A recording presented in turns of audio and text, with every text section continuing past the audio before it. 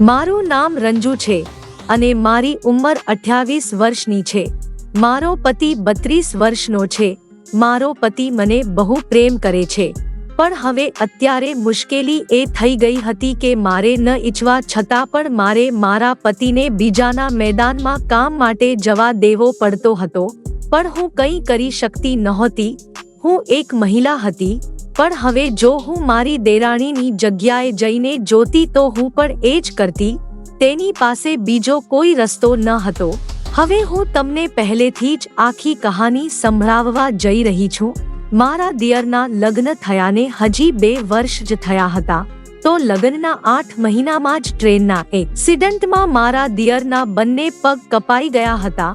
આથી તે અપંગ થઈ ગયો હતો। પણ હવે મારી દેરાણી એક સારા ઘરની છોકરી હતી।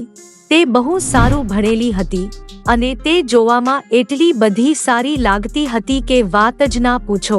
તેની વાડીમાંથી તેનો પાક બહુ મલકાઈ રહ્યો હતો। તેની વાડીમાં ફૂલો એટલા સારા ખીલી જતા હતા કે તે બહુ ગજબ કહેવાતા હતા। ઉપરવાળાએ તેનું મેદાન કઈ રીતે બનાવ્યું હતું એ કોઈ વિચારીને શકતું ન હતું। તેના ફૂલ બહુ ગોરા ગોરા હતા અને તેના મેદાનમાં વાળ પણ છેક નીચે આવી જતા હતા। તેની 2 ગુલાબની પાંખડી બહુ સારી હતી। તેનું માટલું પણ ગોળ મટોળ હતું। આથી હું ખુદ મહિલા થઈને તેની ઉપર ફિદા થઈ ગઈ હતી। હવે વધારે તો હું કંઈ કહી નહીં શકું। હવે અત્યારે મારો દિયર પણ તેની સામે ન હતો। મારી દેરાણી પાસેથી ભગવાને બધું જ છીનવી લીધું હતું।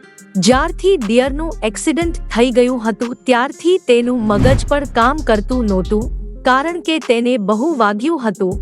એક્સિડન્ટ થવાથી તેના મગજની નસો પણ ફાટી ગઈ હતી। આથી આ વસ્તુ થવાથી મારી દેરાણીનું જીવન સાવ સૂનું થઈ ગયું હતું। મને સમજાતું નહોતું કે હવે તે કેવી રીતે જીવશે। હવે કોણ તેના ખેતરમાં બી વાવશે। તે તો સાવ એકલી થઈ ગઈ હતી। તેની જિંદગીમાંથી બધું જતું રહ્યું હતું। તે બિચારી સાવ મૂંઝાઈ ગઈ હતી। આથી તે પોતાના ખેતરમાં પણ વધારે ધ્યાન દેતી ન હતી।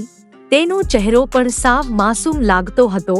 આથી હું અને મારા પતિ તેની ચિંતા કરી રહ્યા હતા। અમારા લોકોથી પણ તેનું દુઃખ જોવાતું ન હતું। એક દિવસ દિવાળીના બીજા દિવસની વાત છે કે અમે બંને પતિ પત્ની એકબીજા સાથે વાત કરી રહ્યા હતા। ત્યારે મારી દેરાણીના ઓરડામાંથી રડવાનો અવાજ આવતો હતો। આ સાંભળીને હું અને મારો પતિ બંને ચોંકી ગયા હતા। હું સીધી દોડીને બહાર નીકળી અને હું મારી દેરાણીના ઓરડા પાસે ગઈ તો તે હીબકા ભરીને રડી રહી હતી। મેં દરવાજાની તિરાડમાંથી જોયું તો હું તેને જોઈને ચોંકી ગઈ હતી। મારી દેવરાણીનું ખેતર સાવ ખુલ્લું હતું અને તે મારા દેવરની પાસે એમ જ બેઠી હતી। દેવરનું સાધન પણ સાવ એમ જ ઢીલું પડી ગયું હતું। આથી હું પણ તેનું કારણ સમજી ગઈ હતી કે મારી દેરાણી શા માટે રડી રહી હતી। હવે હું તેને અચાનક તો કાંઈ કહી શકતી ન હતી। મારા દિયરનું એક્સિડન્ટ થઈ ગયું હતું। આથી તેને મગજમાં પણ વાગી ગયું હતું। બંને પગ તો કપાઈ ગયા હતા, પણ હવે તેનો સામાન પણ કંઈ કામ કરતો ન હતો। આથી હવે મારી દેરાણી પણ તેની પાસેથી કંઈ લઈ શકતી ન હતી। હવે હું પણ આમાં કંઈ કરી શકતી નથી। આથી હું એ જોઈને મારો ઓરડામાં પાછી આવી ગઈ હતી। આ બધું જોઈને મને આખી રાત ઊંઘ જ આવતી ન હતી। હું વિચારતી હતી કે ખબર નહીં કે મારી દેરાણીના નસીબમાં શું લખ્યું હશે કે તે અત્યારે બહુ મુશ્કેલીનો સામનો કરી રહી હતી।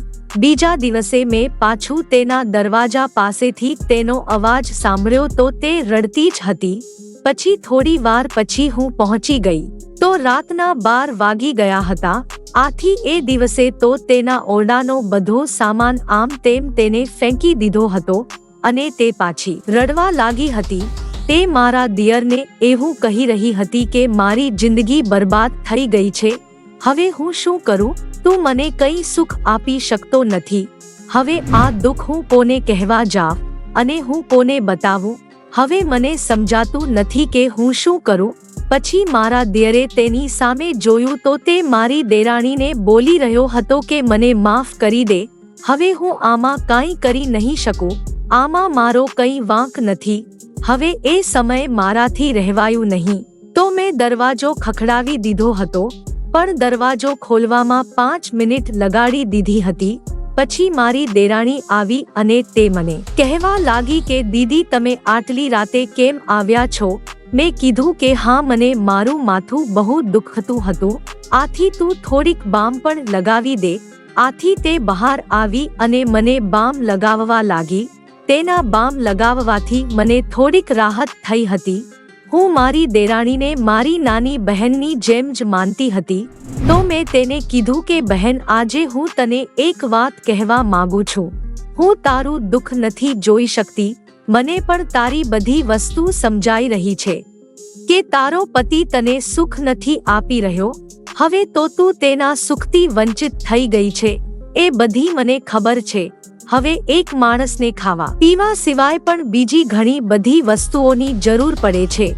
મને એ પણ ખબર છે કે તારી પાસે કોઈ વસ્તુની કમી નથી, પણ તારે બીજી વસ્તુની જરૂર છે, અને તારે કઈ વસ્તુની જરૂર છે મને એ પણ ખબર છે. પૈસા તો તારી પાસે છે, પણ તને કોઈના શરીરનું સુખ જોવે છે. હું તારી આ વાત બહુ સારી રીતે સમજી શકું છું, પણ તું એક કામ કરી શકે છે. જો તને એ બધી વસ્તુની જરૂર હોય તો તું એ વસ્તુની જરૂર મારા પતિ પાસેથી પૂરી કરી શકે છે. હું તેને ગમે તેમ કરીને મનાવી લઈશ, મારો પતિ માની જ જશે. આથી જો તું મારું કીધું કરીશ તો તારી જિંદગીમાં બીજો કોઈ વાંધો નહીં આવે. હું મારો પતિ તને આપવા માટે તૈયાર જ છું. આ વસ્તુ થશે તો મને કાંઈ વાંધો નહીં આવે.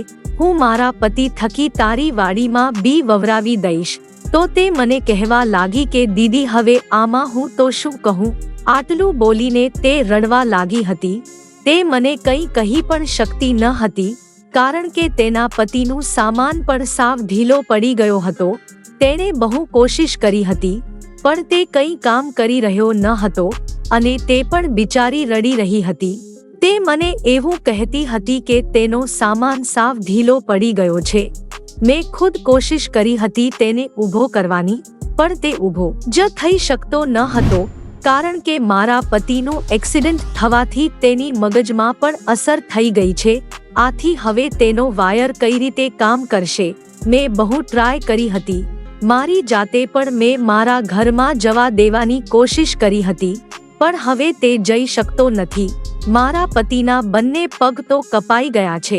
હવે તેનાથી પણ કાંઈ કામ થઈ શકે તેમ નથી, અને મારી પીઠ સાવ સુકાઈ ગઈ છે.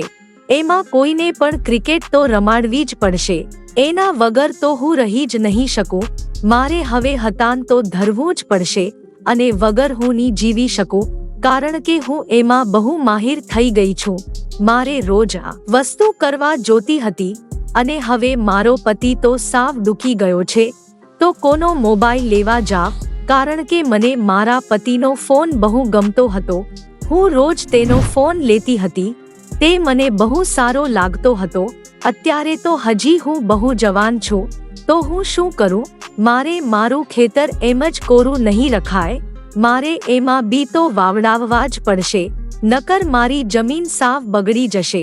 હવે તમે મને કાંઈક રસ્તો આપો જેથી હું મારી વાડીને પાછી રંગીન કરી શકું. મને આખા મૂળા જ ગમે છે કે જેની લંબાઈ બહુ સારી હોય. હવે મને કંઈ સમજાતું નથી, અને જો હવે તમે તમારો પતિ મને આપો છો તો એ મારા માટે બહુ નસીબની વાત છે. આથી મારી વાત સાંભળીને તે પણ ખુશ થઈ ગઈ હતી. તેને મારી બધી વાત માની લીધી. હવે પછીના દિવસે મેં આ વાત મારા પતિને કીધી હતી, તો તે પહેલીવાર તો મને ગુસ્સામાં કહેવા લાગ્યો કે તું આ બધો શું બકવાસ કરી રહી છે. હવે મને તો ખબર જ હતી કે તે છેલ્લે તો માની જવાનો છે, પણ મને વિચાર આવતા હતા કે એવો કયો પતિ હશે કે તેને બીજાની પીચમાં ક્રિકેટ રમવું ના ગમે. તે ખાલી મારી સામે નાટક જ કરી રહ્યો હતો, પણ તેને તો બહુ સારું લાગવાનું હતું. મને પણ સમજાઈ ગયું હતું કે તે હવે વધારે તો નાટક નહીં કરી શકે. આથી બીજા દિવસે રાતનું ખાવાનું ખાઈને મેં મારી દેરાણીને પણ મારા ઓરડામાં બોલાવી લીધી હતી. અને મેં મારા પતિને કીધું કે જો હવે તમારે આની સાથે કામ કરવાનું છે, કારણ કે એની પરિસ્થિતિ આપણે લોકો સમજી શકીએ છીએ. તમે બંને એકબીજાને હવે અલગ ના સમજતા. હવે તમારી ઉપર જેટલો મારો હક છે એટલો જ મારી દેરાણીનો પણ હક છે. આથી આ મારી દેરાણી તમને જેઠની નજરથી નહીં પણ પોતાના પતિની નજરથી જ જોશે, અને હવે આમાં તમને કંઈ વાંધો ન હોવો જોઈએ. મારી વાત સાંભળીને તે બંને ચૂપ રહીને મારી સામું જોઈ રહ્યા હતા. પછી હું તેને કહેવા લાગી કે તમે બંને એકબીજા સાથે વાત કરી લો, હું બહારથી પેકેટ લઈને આવું છું, કારણ કે હમણાં દુકાન બંધ થઈ જશે. આટલું બોલીને હું જતી રહી હતી. હવે મને સમજાતું હતું કે તે બંને હવે વચ્ચે વાંધો તો નહીં જ આવે, કારણ કે આમ પણ હવે મારી દેરાણીની પીચ સાવ સુકાઈ ગઈ હતી અને મારા પતિનો વાયર પણ હવે એમ જ હતો. આથી તેને પણ હવે કંઈ વાંધો નહીં આવે.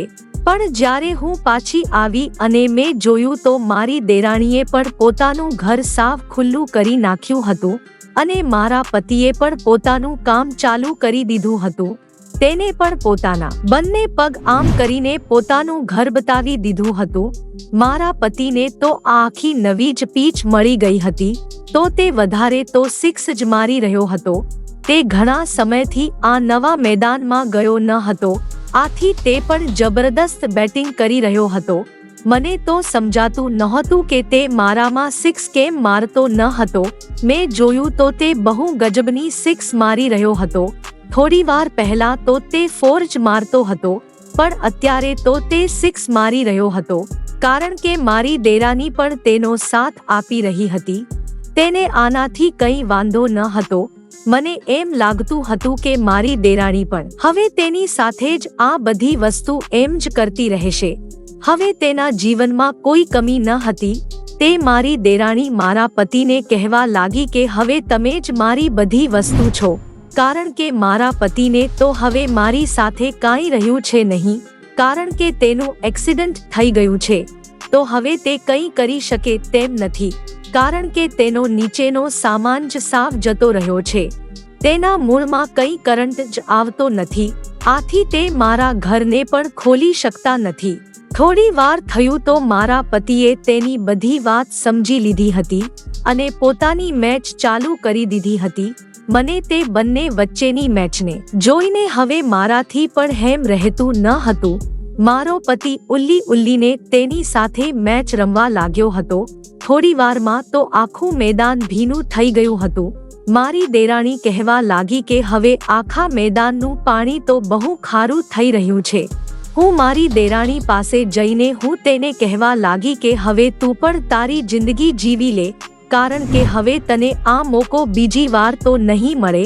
હવે મારી દેરાણી મારા પતિનો સાથ આપી રહી હતી, તો મારો પતિ પણ હવે તેને મૂકે તેમ ન હતો. તે પણ 6 ઉપર ફિક્સ જ મારી રહ્યો હતો. થોડી વાર થયું તું ઉપરથી વરસાદ પડવા લાગ્યો હતો. દેરાણીનું આખું મેદાન એમ જ ભીનું થઈ ગયું હતું, કારણ કે 2-3 વાર ધક્કા લાગી ગયા હતા. આથી આખા તળાવનું પાણી પણ હવે બહાર આવી ગયું હતું. પછી તે મારી દેરાણી મારી સામું જોઈને હસી રહી હતી. તે મને કહેતી હતી કે યાર આવી મોજ તો મને મારા વાળામાં પણ નો આવી. મારી આવી હાલત કરી તો તમારી હાલત કેવી કરી નાખતા હશે. આ સાંભળીને મને પણ હસાઈ ગયું હતું. મેં તેને કીધું કે હવે તારે જ્યારે પણ આ વસ્તુની જરૂર હોય ત્યારે તું મને કહેજે, મારો પતિ તારી મદદ કરી દેશે. થોડી વાર થઈ તો મારો પતિ પણ આઉટ થઈ ગયો હતો. આથી તેણે તેનું બધું દહીં તેની ઉપર છોડી દીધું હતું. તે પણ બધું દહીં પી ગઈ હતી. પછી મારી દેરાણી કહેવા લાગી કે હું એવું ઈચ્છું છું કે બધાને તમારા જેવો પતિ મળે અને તમારા જેવી બેન મળે કે જે બધાને આવી રીતે જ મદદ કરતા રહે, કારણ કે તમે બંનેએ મારી બહુ મદદ કરી છે. હું તો સાવ એકલી જ થઈ ગઈ હતી. હવે મેં તેને કીધું કે હવે તું ચિંતા ના કરતી.